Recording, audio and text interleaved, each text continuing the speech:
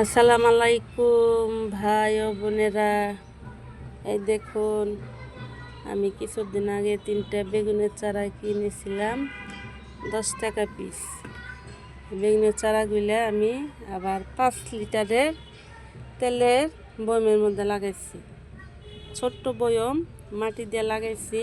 আমি শুধু এটার মধ্যে দেব, এই দেখুন, চাল ধোয়া, ডাল ধোয়া পানি আর চা পাতা।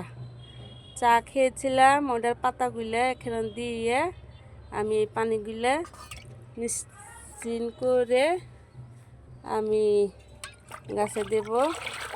পানি আর কিচ্ছু দেব না, শুধু 3 দিন 4 দিন পরে পরে আমি শুধু এই পানিগুলোই আমি গাছে প্রয়োগ করব।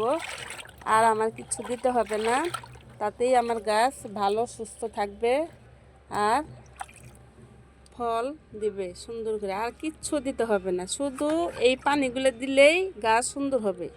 আর কিছু দিতে হবে না, কোনো সার না, কোনো বিষ না, কোনো রাসায়নিক সার না, কোনো গাছের পোকামাকড়ের না, ওষুধ নাই, কিচ্ছু দিতে হবে না।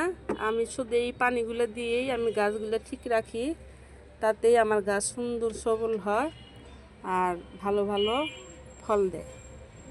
ভালো থাকেন, সুস্থ থাকেন। আসসালামু আলাইকুম, বাই।